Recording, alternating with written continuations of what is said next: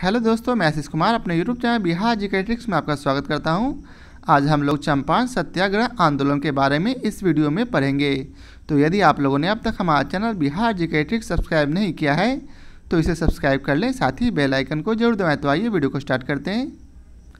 बिहार में किसान औपनिवेशिक ब्रिटिश सरकार के नियमों तथा अंग्रेज व्यापारियों के शोषण से काफ़ी त्रस्त थे।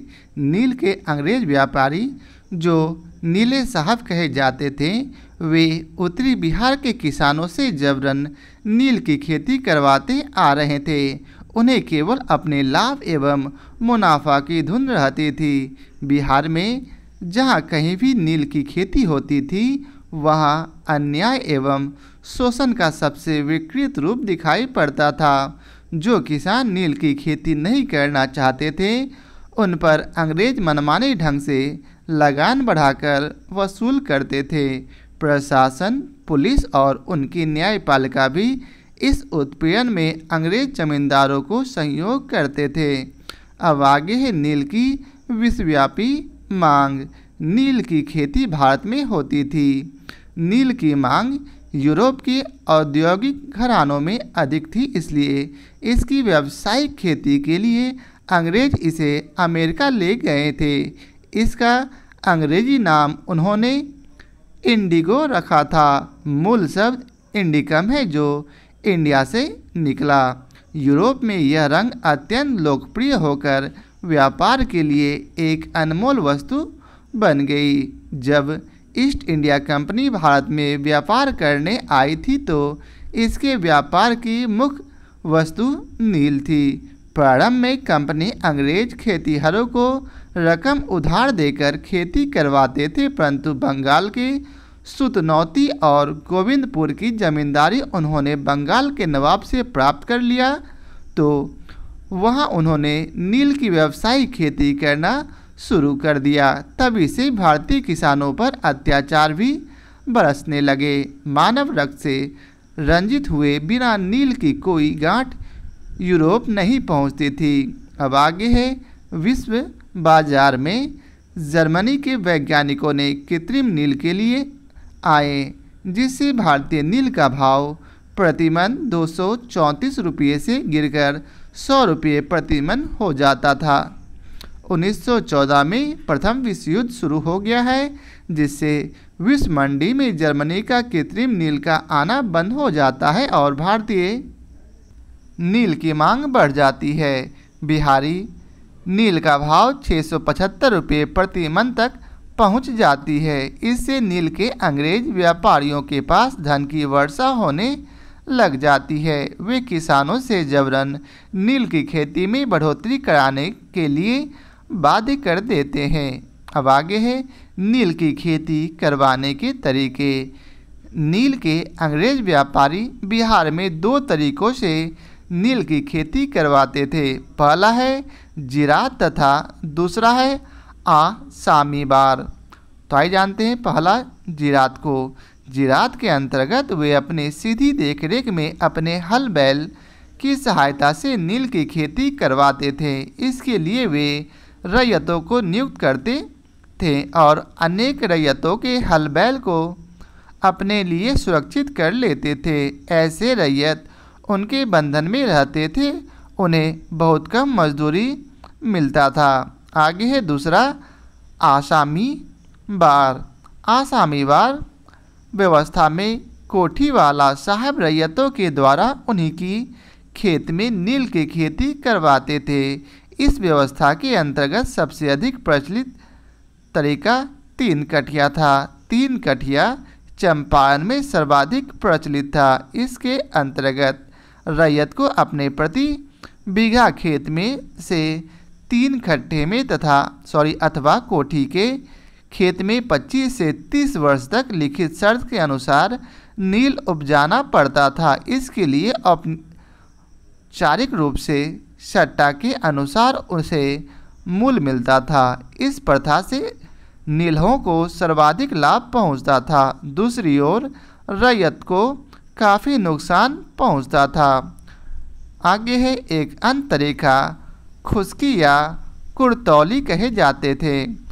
कुड़तौली के अंतर्गत रैयतों का सबसे अधिक शोषण होता था। यह प्रथा चंपारण में बहुत विस्तृत रूप से प्रचलित नहीं थी।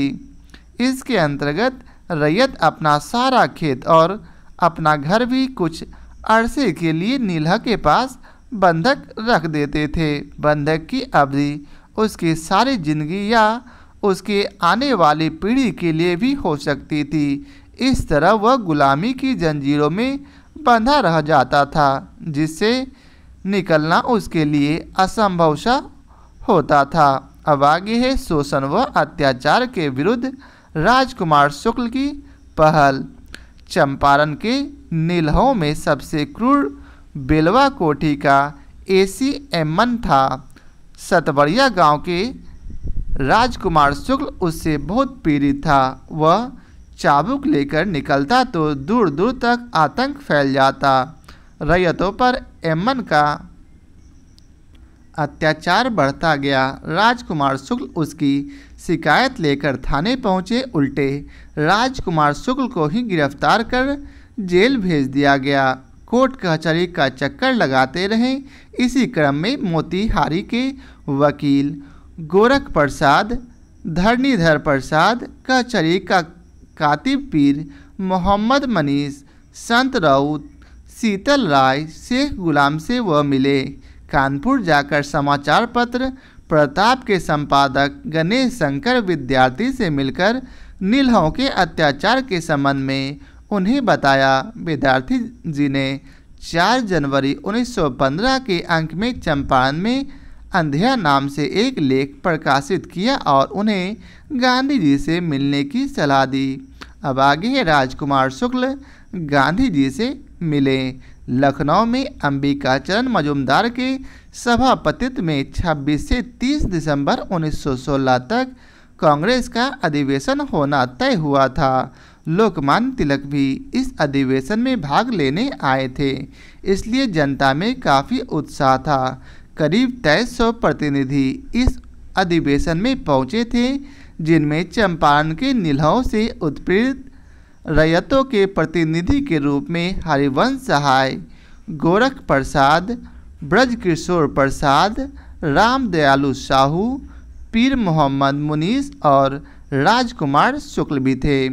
राजकुमार शुक्ल गांधी जी से मिले और नीलहों के अत्याचारों का वर्णन उन्हें सुनाया। प्रतिनिधियों के पहल पर अधिवेशन में चंपारण से संबंधित प्रस्ताव को स्वीकृति प्रदान की गई। उन्हें गांधी जी से आग्रह किया कि वे स्वयं चंपारण चलकर वहां के रैयतों की शोचनीय दशा अपनी आंखों से देख ले। राजकुमार शुक्ल चारों तरफ निराशा के घटाटोप के बीच अपने अदम्य साहस के साथ आशान्वित भी थे। वे नील के धब्बे को सदा सदा के लिए धो डालना चाहते थे। चंपारण की भूमि पर पड़े ये नील के धब्बे उन्हें बेचैन किए रहते थे। अब है पत्र पत्रिकाओं द्वारा विरोध। रैयतों के दुख स्थिति को लेकर हिंदी बिहारी अमृत बाजार पत्रिका, देश, पाटलिपुत्र, सर्चलाइट, मिथिला मिहिर, भारत मित्र, हितवार्ता, प्रताप, हिंदी बंगवासी, अभ्युदय, हिंदी केसरी आदि पत्र पत्रिकाओं में चंपारण के रैयतों पर हो रहे अत्याचार संबंधी लेख व समाचार प्रकाशित होने लगे। इससे एक जनमत तैयार होने लगी। बिहार के संपादक महेश्वर प्रसाद ने सरकार का ध्यान आकृष्ट करने के लिए बिहार में प्लांट्स और रैयत शीर्ष से 6 किस्तों में एक लेख प्रकाशित किया। इससे बिहार के उपराज्यपाल नाराज हो गए तथा महेश्वर प्रसाद को पद से हटने के लिए बाध्य कर दिया। प्रताप ने 13 मार्च 1917 को चंपारण संबंधी एक लेख प्रकाशित किया, जिससे उत्तेजना फैल गई। प्रताप का वह वाक्य काफ़ी प्रभावकारी रही थी।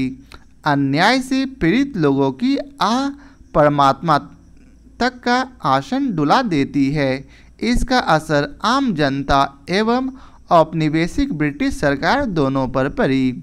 अमृत बाजार पत्रिका में प्रांतीय सरकार के 18 जनवरी 1915 के एक आदेश पर विरोध प्रकट किया गया था। भारत मित्र के कई अंकों में लेजिस्लेटिव काउंसिल में ब्रज किशोर प्रसाद के द्वारा उठाए गए प्रश्नों के संबंध में सरकार द्वारा टालमटोल भरे जवाब पर असंतोष प्रकट किया गया था। 29 नवंबर 1914 को प्रताप में एक दुखी हृदय के छदम नाम से इस संदर्भ में एक लेख प्रकाशित हुआ था। इसमें चंपारण में हो रहे अत्याचारों के विरुद्ध शिकायत की गई थी। चंपारण के किसानों एवं रैयतों पर किए जा रहे अत्याचार के विरुद्ध कानपुर का प्रताप सर्वाधिक मुखर रही थी। 17 जनवरी 1916 को प्रताप प्रेस से प्रार्थना नामक पुस्तिका प्रकाशित किया गया। इसमें चंपारण के 19 लाख किसानों एवं रैयतों की हृदय विदारक वर्णन थी। साथ ही समस्या समाधान हेतु सुझाव भी प्रस्तुत किए गए थे। प्रार्थना की प्रतियां चंपारण में वितरित किए गए। सरकार ने 16 मार्च 1916 को प्रार्थना पुस्तिका को जब्त करने का आदेश दिया। बिहार के 30 लाख किसानों के विद्रोह के भय से पुलिस ने जब्त करना शुरू कर दिया। बड़ी संख्या में गिरफ्तारी हुई। इस जुर्म में कई पत्रिकाएं बंद करा दिए गए। कई लोगों पर राजद्रोह का मुकदमा चलाया गया, परंतु अनेक मुसीबतों का सामना करते हुए भी पत्रिकाएं नीलहों के अत्याचारों को सामने लाते रहे। इससे एक ओर जनाक्रोश व राष्ट्रीयता का विकास हुआ तो दूसरी ओर इस बढ़ते जनाक्रोश को दबाने हेतु सरकार ने लोभाव में एवं कुछ कंटीली नीतियां भी अब बनाई थी। अब है गांधी जी का चंपारण आगमन। गांधी जी 9 अप्रैल 1917 को कलकत्ता से राजकुमार शुक्ल के साथ चंपारण पहुंचने के लिए पटना के लिए चल पड़े। पटना में मजहरूल हक के यहाँ ठहरे। पटना से मुजफ्फरपुर के लिए प्रस्थान किया। रात्रि 10 बजे पहुँचे। रेलवे स्टेशन पर जेबी कृपलानी सहित वहाँ के बुद्धिजीवियों, कांग्रेसियों, छात्रों ने उनका स्वागत किया। चंपारण के किसान भी बड़ी संख्या में मुजफ्फरपुर पहुँचे और अपनी करुण कहानी उन्हें सुनाई। चंपारण की वस्तु स्थिति की जांच प्रक्रिया आरंभ करने तथा मोतिहारी जाने से पूर्व गांधी जी नीलवर्ण संघ के सचिव J.M. विल्सन तथा तिरहुत प्रमंडल के आयुक्त L.F. मार्शेल्ड से 13 अप्रैल को मिले। आयुक्त मार्शेल्ड ने गांधी जी को बाहरी व्यक्ति बताते हुए उन्हें अविलंब तिरहुत छोड़ देने को कहा। अतः वे धरणीधर प्रसाद, रामनवमी प्रसाद, गोरख प्रसाद, जेबी कृपलानी, राजकुमार शुक्ल आदि के साथ मोतिहारी चले गए। अब आगे है गांधी जी मोतिहारी में। 16 अप्रैल 1917 को गांधी जी अपने सहयोगियों के साथ मोतिहारी के जसौली गांव जाकर रैयतों से बयान लिए। चंद्रहिया गांव का दौरा कर रहे थे कि उन्हें चंपारण छोड़ने संबंधी सम्मन मिला। अंग्रेजों को आशंका थी कि गांधी उपद्रव कराने के लिए ही चंपारण आए हुए हैं। वह बाहरी व्यक्ति हैं। वह जानबूझकर प्लांटरों एवं रैयतों के बीच टांग अड़ा रहा है, इसलिए उसे चंपारण से अविलंब जाना होगा।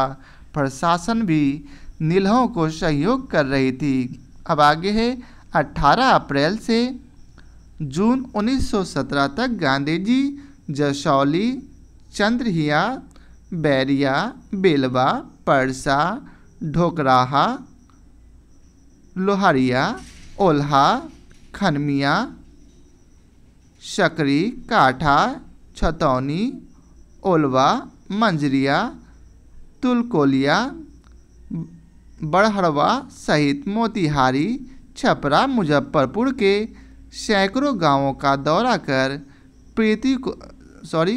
पीड़ितों के बयान लिए। जून 1917 तक 4000 रैयतों ने अपने बयान दर्ज करवाए।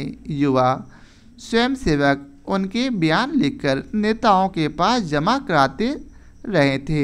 जिस गांव में पहुंचकर बयान लिखवाने वाले रैयतों की भीड़ लग जाती थी। झूठी बयान दर्ज कराने के लिए नीले अपने आदमी भेजने लगे, जो नीलों की प्रशंसा में हुआ करता था।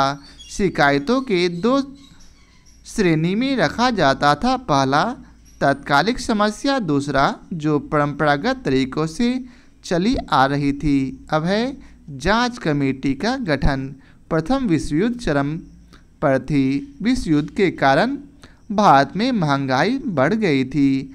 आवश्यक सम्मान भी नहीं मिल रहे थे। गरीब और गरीब हो गए थे। भारत के सभी संसाधन युद्ध के लिए प्रयुक्त कर दिया गया था, जिससे आम जनता बेहाल थी। इसी दौरान रूस में साम्यवादी क्रांति हुई, जिससे अंग्रेज सशंकित हो उठे। लोकमान्य तिलक के प्रभाव से भी भयभीत थे, इसलिए भारत में किसी तरह की कोई गड़बड़ी न हो, इसलिए औपनिवेशिक ब्रिटिश सरकार ने समझौते का रास्ता अख्तियार किया। गांधी जी मुख्य सचिव को लेफ्टिनेंट गवर्नर से मिलने के लिए पत्र लिखा। बिहार के मुख्य सचिव ने गांधी जी के पत्र का जवाब 26 मई 1917 को दिया था। 4 जून 1917 को रांची जाकर ले गवर्नर ने मिलने को कहा। गांधी जी 2 जून 1917 को पटना से चलकर 3 जून को रांची पहुँचे। गांधी जी रांची आर्य समाज के प्रधान बैरिस्टर श्याम कृष्ण सहाय के यहाँ ठहरे थे। दोनों ट्रिनिटी कॉलेज लंदन से बैरिस्ट्री की पढ़ाई की थी। बातचीत 4 जून के बजाय 5 जून को हुई, क्योंकि बैठक में मुख्य सचिव को भी भाग लेना था। गवर्नर एल्बर्ट गेट ने गांधी जी से कहा, इस स्थिति को समाप्त करना होगा, क्योंकि यह बड़ी तेजी से खतरनाक रूप धारण करती जा रही है। बातचीत के क्रम में यह तय हुआ कि चंपारण संबंधी एक कमेटी गठित की जाए, जिससे अध्यक्ष अन्य प्रांत के राजस्व अधिकारी सलाई होंगे। गोरे जमींदारों के प्रतिनिधि डी रीड तथा भारतीय अर्थात काले जमींदारों के प्रतिनिधि गांधी जी को रखा गया, जबकि गांधी जी गवाह बनना चाहा। इस कमेटी का नाम चंपारण एग्रीरेरियन कमेटी रखा गया। कमेटी की आरंभिक बैठक रांची में 11 जुलाई 1917 को हुई थी। चंपारण संबंधी वार्ता के सिलसिले में गांधी जी 6 जून 8 से 11 जुलाई एवं 22 सितंबर से 4 अक्टूबर 1917 तक रांची में 21 दिनों तक रहे थे। रांची में बैरिस्टर श्याम कृष्ण सहाय, नागरमल मोदी, कांत कुमार लाल सहित कई व्यक्ति व अन्य समाजी गांधी जी को सहयोग कर रहे थे।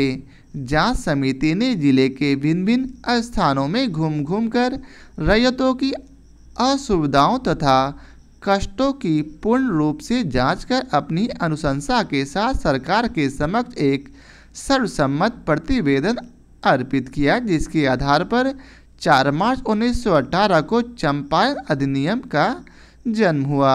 इस अधिनियम के आधार पर 3 कठिया प्रथा का अंत कर दिया गया तथा रैयतों का लगान भी घटा दिया गया। अब वाव अवैध घोषित हुआ और उसके लिए दंड का विधान बना। सरहवेशी भी तोड़ दिए गए तथा नीलवरों से नगद रुपये वसूल करके रैयतों को लौटा दिया गया। इस तरह चंपारण के रैयतों को गांधी जी के प्रयत्न से एक अन्यायपूर्ण अत्याचारी व्यवस्था से मुक्ति मिली। सत्याग्रह का चंपारण में प्रयोग किया गया था, जो शांति प्रिय बिहारियों की वजह से सफल रही। इन्हीं का सुफल था कि यह युगों पुरानी प्रथा 6 महीनों में समाप्त हो गई। तो इस प्रकार बिहार से 3 कठिया प्रथा समाप्त हुआ।